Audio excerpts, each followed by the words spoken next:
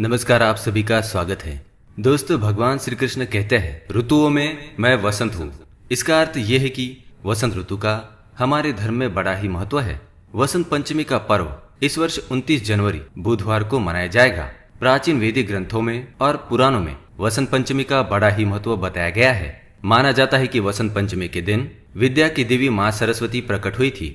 उपनिषदों के अनुसार जब ब्रह्मदेव ने ब्रह्मांड का निर्माण किया तो यह ब्रह्मांड मौन था। इसमें किसी भी प्रकार की ध्वनि नहीं थी, इसलिए इसे ध्वनि से भरने के लिए उन्होंने भगवान विष्णु जी से प्रार्थना की। भगवान विष्णु ब्रह्मा जी के सामने प्रकट हुए और उन्होंने समस्त ब्रह्मांड को ऊर्जा प्रदान करने वाली आदि शक्ति माँ दुर्गा को इसका निवारण करने को कहा। उसी क्षण माँ दुर्गा के शरीर से एक तेज प्रकट हुआ और वह तेज एक सुंदर तेजस्वी श्वेत वस्त्र धारण की हुई स्त्री में बदल गया।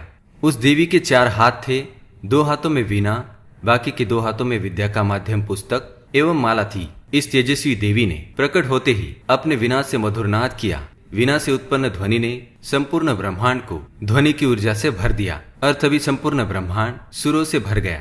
विशालकाय सितारों से ओम का स्वर निकलने लगा और जल और वायु से भी ध्वनि निकलने लगी। इसी तरह समस्त संसार को, सभी जीव जंतुओं को वाणी प्रदान हुई। तभी संपूर्ण देवी देवताओं ने एक सुर में देवी की आराधना शुरू की और सुरों को प्रकट करने वाली देवी को सरस्वती कहकर पुकारा।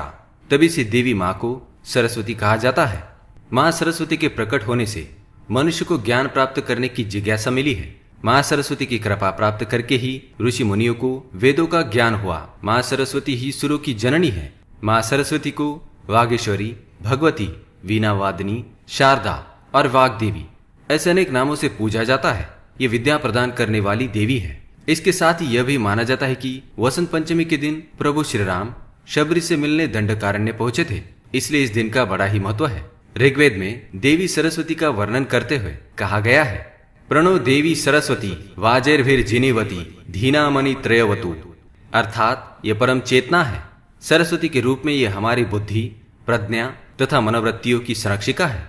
हमें जो आचार और मेधा है उसका आधार भगवती सरस्वती ही है। इसी कारण विद्या की देवी माँ सरस्वती का विद्यार्थियों के लिए बड़ा ही महत्व है। आज हम आपको कुछ ऐसे कार्यों के बारे में बताने जा रहे हैं जो विद्यार्थियों को कभी नहीं करने चाहिए। इन कार्यों को करने से विद्यार्थी अपयश और असफलता का शिकार बन जाते हैं। सरस्वती देवी को प्रसन्न करना है तो इन बातों को अवश्य ध्यान में रखिए। तो आइए जानते हैं कौन से वो कार्य।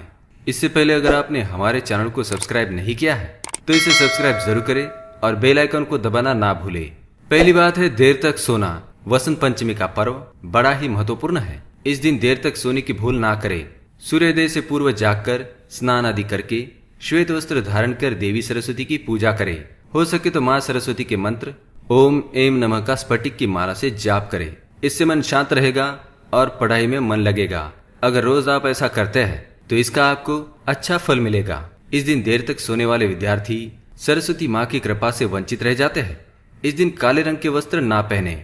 वाणी पर संयम। ऐसा माना जाता है कि वाणी पर माँ सरस्वती का वास होता है, अतः विद्यार्थियों को अपनी वाणी पर संयम रखना चाहिए। मुख से केवल मधुर भाषा ही निकालनी चाहिए। प्रत्येक शब्द को मुख से सोच समझकर ही निकालना चाहिए। किसी का अपमान करने से पूर्व एक बार अवश्य सोचना चाहिए। वसंत पंचमी के दिन विद्यार्थियों के मुख से केवल सत्य वचन आने चाहिए। इस दिन भूल से भी झूठ ना बोले, साथ ही गाली गलौज तो बिल्कुल भी ना करे। अगर कोई व्यक्ति ऐसा करता है तो इसे माँ सरस्वती का अपमान ही माना जाएगा। व्यसन करना।